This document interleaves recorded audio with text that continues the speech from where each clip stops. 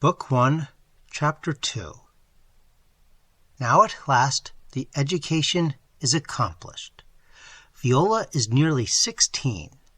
The cardinal declares that the time is come when the new name must be inscribed in the Libro d'Oro, the golden book set apart to the children of art and song. Yes, but in what character? To whose genius is she to give embodiment and form? Ah, there is the secret. Rumors go abroad that the inexhaustible Paisiello, charmed with her performance of his Nel cor più non mi sento and his Io son l'Indoro, will produce some new masterpiece to introduce the debutante. Others insist upon it that her forte is the comic, and that Cimarosa is hard at work at another matrimonio segreto. But in the meanwhile, there is a check in the diplomacy somewhere. The cardinal is observed to be out of humor. He is said publicly, and the words are portentous. The silly girl is as mad as her father. What she asks is preposterous. Conference follows conference. The cardinal talks to the poor child very solemnly in his closet, all in vain. Naples is distracted with curiosity and conjecture. The lecture ends in a quarrel, and Viola comes home sullen and pouting. She will not act. She has renounced the engagement. Pisani, too inexperienced to be aware of all the dangers of the stage, had been pleased at the notion that one, at least, of his name would add celebrity to his art. The girl's perverseness displeased him. However, he said nothing. He never scolded in words, but he took up the faithful barbiton. O faithful barbiton, how horribly thou didst scold! It screeched, it gabbled, it moaned, it growled, and Viola's eyes filled with tears, for she understood that language. She stole to her mother and whispered in her ear, and when Pisani turned from his employment, lo, both mother and daughter were weeping. He looked at them with a wondering stare, and then, as if he felt he had been harsh, he flew again to his familiar. And now you thought you heard the lullaby which a fairy might sing to some fretful changeling it had adopted and sought to soothe. Liquid, low, silvery, streamed the tones beneath the enchanted bow. The most stubborn grief would have paused to hear, and withal, at times, out came a wild, merry, ringing note, like a laugh, but not a mortal laugh. It was one of his most successful airs from his beloved opera, The Siren, in the act of charming the waves and the winds to sleep. Heaven knows what next would have come, but his arm was arrested. Viola had thrown herself on his breast and kissed him, with happy eyes that smiled through her sunny hair. At that very moment the door opened, a message from the cardinal. Viola must go to his eminence at once. Her mother went with her. All was reconciled and settled. Viola had her way and selected her own opera. O ye dull nations of the north, with your broils and debates, your bustling lives of the Pnyx and the Agora, you cannot guess what a stir throughout musical Naples was occasioned by the rumor of a new opera and a new singer. But whose the opera? No cabinet intrigue ever was so secret. Pisani came back one night from the theatre, evidently disturbed and irate. Woe to thine ears, hast thou heard the barbiton that night? They had suspended him from his office. They feared that the new opera and the first debut of his daughter as prima donna would be too much for his nerves.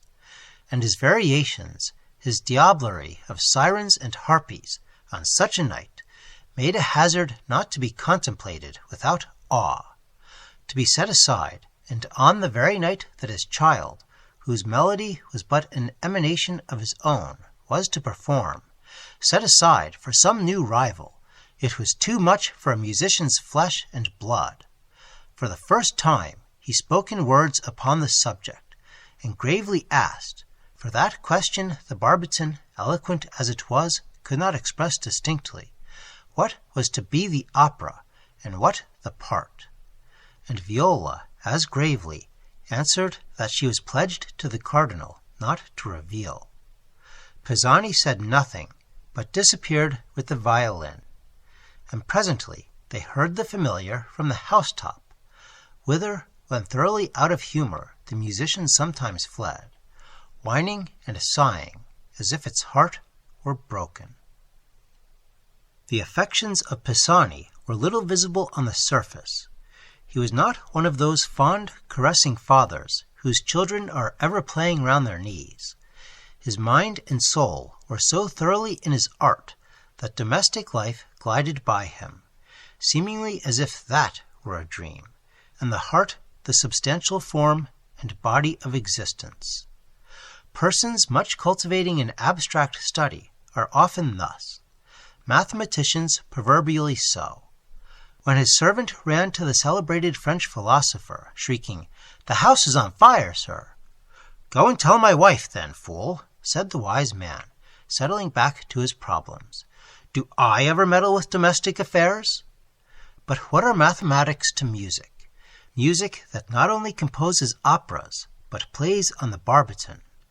Do you know what the illustrious Giardini said when the tyro asked how long it would take to learn to play on the violin? "Hear and despair, ye who would bend the bow to which that of Ulysses was a plaything. 12 hours a day for 20 years together." Can a man, then, who plays the barbiton be always playing also with his little ones? No, Pisani.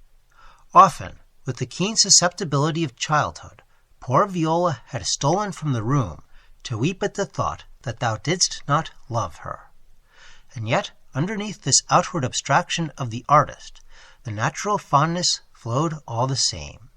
And as she grew up, the dreamer had understood the dreamer.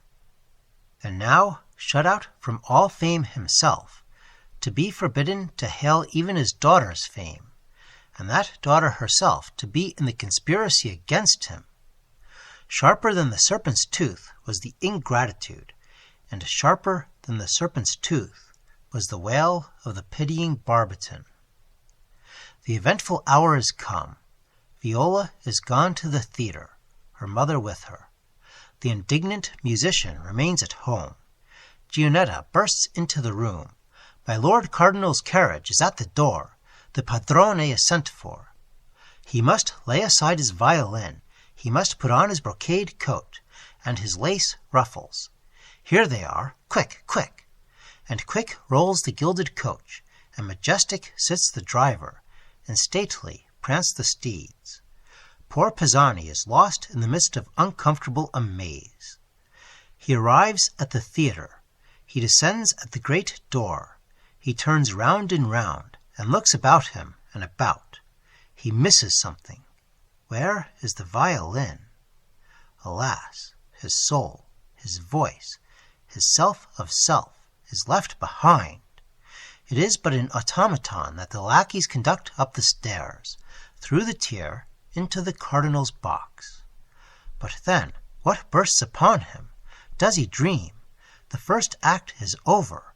They did not send for him till success seemed no longer doubtful. The first act has decided all. He feels that by the electric sympathy which ever the one heart has at once with the vast audience. He feels it by the breathless stillness of that multitude. He feels it even by the lifted finger of the cardinal. He sees his Viola on the stage, radiant in her robes and gems. He hears her voice thrilling through the single heart of the thousands. But the scene, the part, the music, it is his other child, his immortal child, the spirit infant of his soul, his darling of many years of patient obscurity and pining genius, his masterpiece, his opera of the siren. This, then, was the mystery that had so galled him. This the cause of the quarrel with the cardinal. This the secret not to be proclaimed till the success was won, and the daughter had united her father's triumph with her own. And there she stands, as all souls bow before her, fairer than the very siren he had called from the deeps of melody. Oh, long and sweet recompense of toil! Where is on earth the rapture like that which is known to genius, when at last it bursts from its hidden cavern into light and fame? He did not speak, he did not move. He stood transfixed, breathless, the tears rolling down his cheeks. Only from time to time his hands still wandered about. Mechanically they sought for the faithful instrument. Why was it not there to share his triumph? At last the curtain fell, but on such a storm and diapason of applause, up rose the audience as one man, as with one voice that dear name was shouted. She came on, trembling, pale, and in the whole crowd saw but her father's face. The audience followed those moistened eyes. They recognized with a thrill the daughter's impulse and her meaning. The good old cardinal drew him gently forward. Wild musician, thy daughter has given thee back more than the life thou gavest. My poor violin, said he, wiping his eyes, they will never hiss thee again now.